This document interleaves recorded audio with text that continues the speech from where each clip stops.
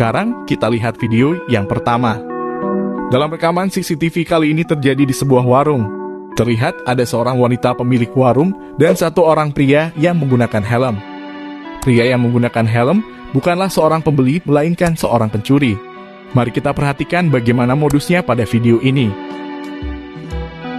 Pelaku terlihat baru saja memberikan sebuah stiker, semacam kupon undian atau sejenisnya. Tanpa merasa curiga, terlihat wajah pemilik warung pun senang dengan hadiah dari pria ini.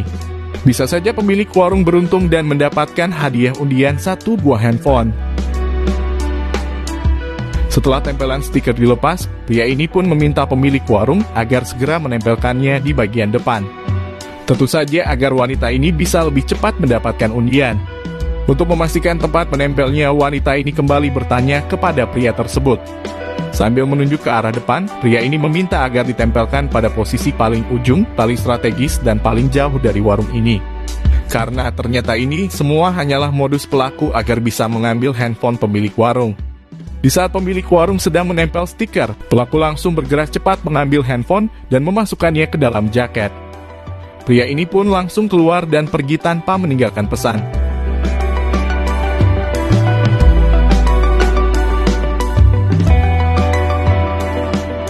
Sekarang, kita berpindah pada video lainnya. Pada video kedua, terlihat ada seorang anak kecil yang sedang sibuk memegang handphone. Entah karena apa, tapi mungkin juga karena sedang menonton channel YouTube ini. Kemudian anak kecil ini meletakkan handphonenya di atas kursi, lalu pergi ke arah luar. Tidak berselang lama, datanglah seorang pria yang masuk ke toko ini. Sambil menanyakan alat masak pada pemilik toko. Pria ini tidak sengaja melihat ke arah kamera CCTV dan melihat ada handphone yang tergeletak di kursi. Melihat adanya handphone, pria ini dengan sengaja menutupinya dengan helm yang ia bawa.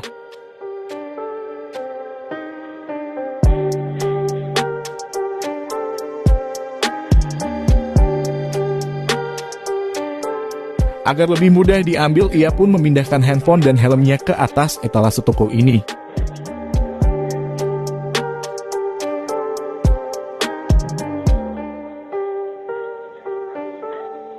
Melihat si anak sudah kembali sambil membawa mainan baru, pria ini langsung mengalihkan dengan meminta pilihan barang yang lainnya. Ketika pemilik toko mengambil barang yang lain, pria ini langsung mengambil handphone dan pergi dengan cepat. Sedangkan si anak ini tidak menyadari handphonenya sudah hilang.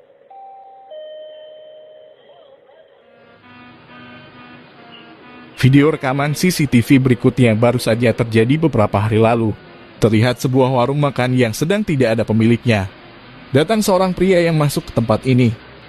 Karena warung tidak dijaga pemiliknya, pria ini mencoba mencari pemilik warung. Namun fokusnya menjadi berubah ketika melihat ada handphone yang sedang dicas oleh pemiliknya.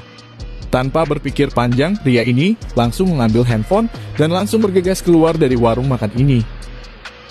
Beginilah biasanya pencurian terjadi, begitu kata Bang Napi.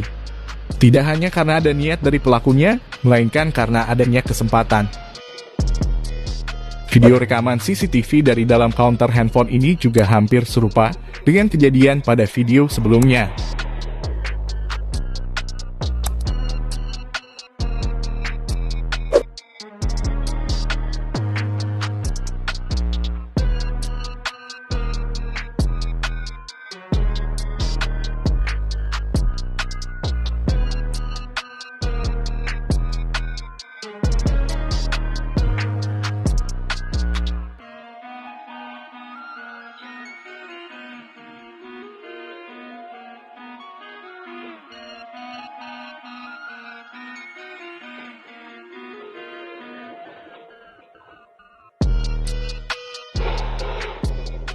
Video kali ini terjadi pada malam hari di sebuah tempat makan.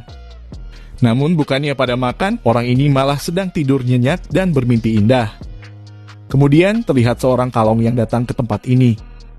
Melihat semua tempat duduk sudah sold out dan sudah direservasi untuk tempat tidur. Pria ini mulai terlihat bingung harus apa dan bagaimana. Melihat banyak HP di atas meja, pria ini memiliki ide untuk segera mencurinya.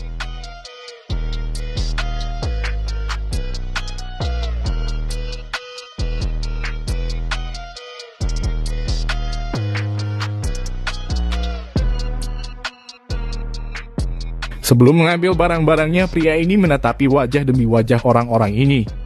Tapi yang pasti bukan karena kasihan, melainkan untuk memastikan apakah orang-orang ini sudah benar-benar tertidur. Tidak hanya satu HP saja yang ia ambil, pria ini juga mengambil laptop yang ada di meja lainnya. Padahal pemilik laptop ini adalah penonton setia channel YouTube ini. Sekarang, kita beralih ke video selanjutnya.